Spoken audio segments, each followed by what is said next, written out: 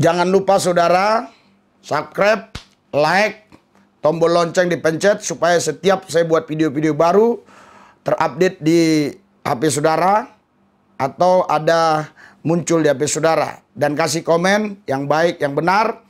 Negara kita negara hukum, tentunya siapa yang melanggar hukum akan bertanggung jawab dengan hukum itu sendiri. Oke, Tuhan memberkati kita semua. Salam Bapak Ibu Saudara-saudari yang dikasihi Yesus dan yang saya kasihi. Berjumpa kembali dengan saya Pendeta Rizky Lubis. Sudah lama saya nggak menanggapi hal-hal yang terjadi di dalam hari-hari di Indonesia atau di luar negeri. Dan sudah jarang saya mengkoreksi ceramah khotbah para ustadz yang mengambil ayat-ayat Alkitab dan mengartikan menurut kemauannya sendiri. Tapi kali ini saya harus menanggapinya karena ini sudah berita internasional.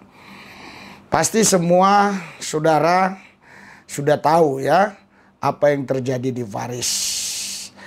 Saudara, kalau kita betul-betul mendengar berita, peristiwa di Paris ini sungguh-sungguh perbuatan biadab menurut saya. Kenapa saya katakan demikian? Karena orang lagi beribadah, itu ada yang ditusuk bahkan dipenggal kepalanya. Itu saya dapat berita dari Kompas dan dari berita-berita lain. Sehingga saya mengucapkan hal yang sama seperti berita tersebut. Kalau memang berita itu nanti hoax, ya tentunya saya akan menuntut berita tersebut, saudara. Tapi saya yakin itu berita benar. Saudara, tentu pasti ini perbuatan yang tidak dikehendaki Tuhan. Kalau tidak dikehendaki Tuhan berarti ini perbuatan setan. Belakangan ini banyak orang berbicara tentang kafir-kafir. Makanya ada sebagian mungkin yang punya pemahaman berbeda tentang kafir itu.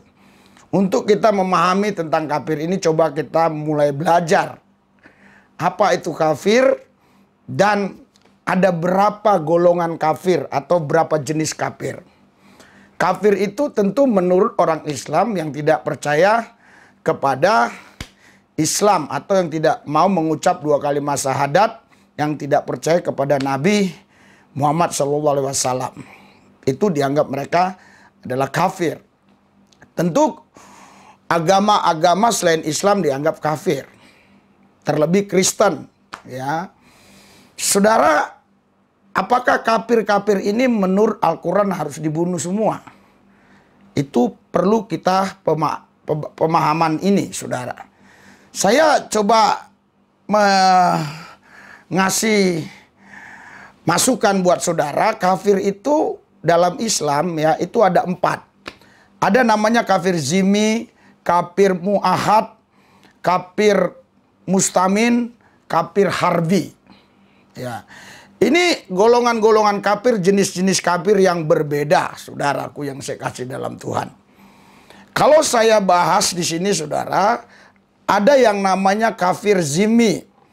Kafir zimmi ini, saudara, ya, ini kafir zimmi yakni orang kafir yang tinggal di negeri Muslim, memiliki perjanjian damai dengan kaum muslimin, membayar pajak, uang keamanan, upeti sebagai kompensasi pemerintah Islam terhadap harta dan darah jiwanya. Ya, ketika mereka tidak mampu membayar ziyah atau maka ziyah tersebut dapat digugurkan darinya kepada pemerintah Islam dan ditegakkan kepada mereka hukum-hukum Islam. Sementara itu kaum muslimin juga dikenakan kewajiban membayar zakat. Dengan kata lain begini, kafir zimmi ini saudara adalah orang-orang yang non-Islam atau agamanya bukan Islam tapi tinggal di negara Islam. Mereka ini di sana harus dilindungi karena mereka mengikuti aturan-aturan negara tersebut. Ya. Jadi ini harus dilindungi, saudara. Ada namanya kafir mu'ahad. Kafir mu'ahad itu, saudara, di sini dikatakan kafir mu'ahad itu adalah orang yang kafir muahad orang yang memiliki perjanjian terikat, atau orang yang memiliki perjanjian terikat dengan perjanjian damai, perjanjian dagang atau sejumlah dengan kaum muslim yang berada atau bertugas di negeri kaum muslim. Tidak boleh disakiti selama mereka menjalankan kewajiban dan perjanjian. Jadi yang kedua ini kafir muahad ini, saudara, ini adalah orang-orang yang sudah punya perjanjian terhadap pemerintah, di mana mereka sudah tinggal di negeri itu, baik itu dalam tugas tertentu maupun dalam perjanjian dagang. Mereka sudah berdagang di sana, tentunya mengikuti aturan-aturan pemerintah, ya, aturan-aturan pemerintah Islam di sana. Ini patut dilindungi, dijagai, tidak boleh diganggu-ganggu, ya. Terus ada kafir mustamin. Kafir mustamin ini, kafir mustamin yakni orang yang datang dari negara kafir, baik utusan, pedagang atau selainnya, yang memiliki jaminan keamanan dari pengusaha. Umaroh. Umaroh itu, saudara, kayak ini ya, kayak ulama-ulama itu umaroh ya. Jadi ada jaminan atau dari orang-orang muslim. Jadi dari umaroh maupun dari penguasa itu ada jaminan, saudara. Jadi kalau negara Islam tentunya itu pemerintahan khilafah tadi ya. Tapi dijamin mereka. Dijamin oleh undang-undang, tidak boleh diganggu. Orang kafir seperti ini tidak boleh diganggu. Tapi ada namanya kafir harbi ya. Kafir harbi ini, saudara, orang yang memang memerangi muslim, orang yang benci terhadap muslim, orang yang suka ya mengganggu orang Islam. Nah, itu memang wajib atau boleh diperangi, bahkan dibunuh. Kalau Anda bisa baca di surat Baqarah ya, ayat 190 sampai 191.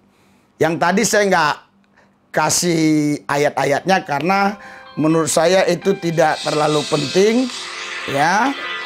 Jadi itu tidak terlalu penting, makanya saya tidak kasih ayat-ayatnya, saudara.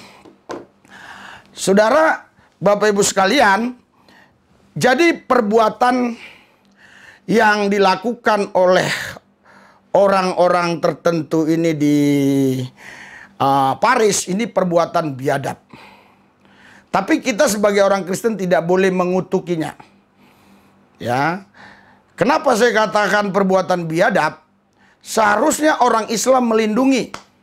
Kenapa? Karena menurut tiga orang kafir tadi, golongan tiga kafir tadi, Zimmi, dan yang lainnya, itu harus dilindungi oleh orang Islam menurut Al-Quran.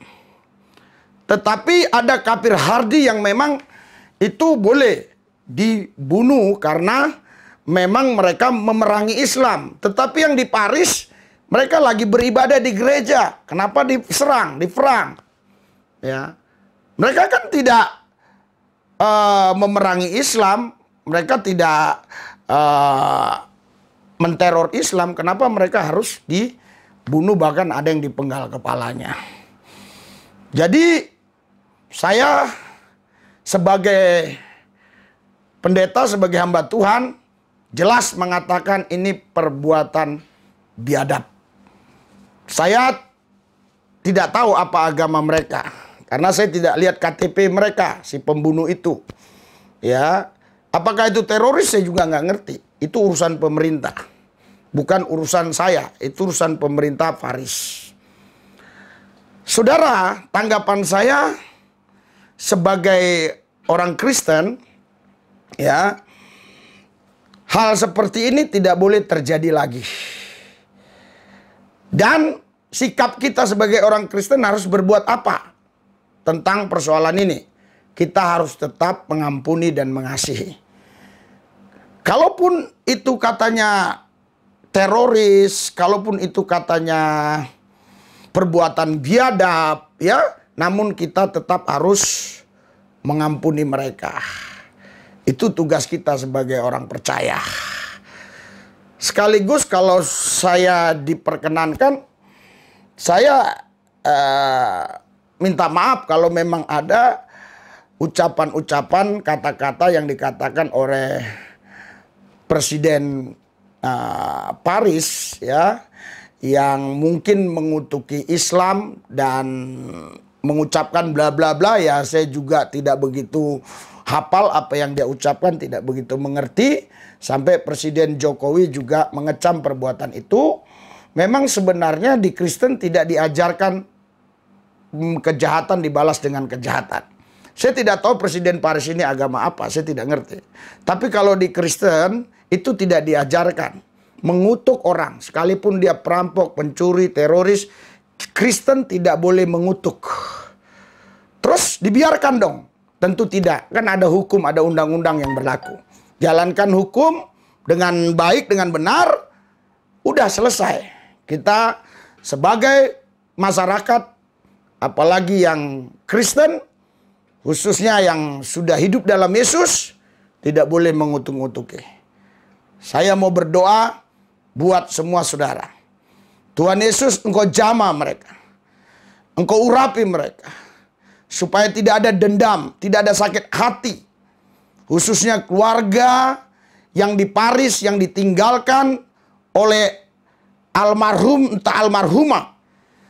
Jamah mereka dan pelihara hidup mereka. Supaya mereka tetap setia kepada Yesus. Kami yang di Indonesia biar tetap damai. Tetap menjaga NKRI, Negara Kesatuan Republik Indonesia.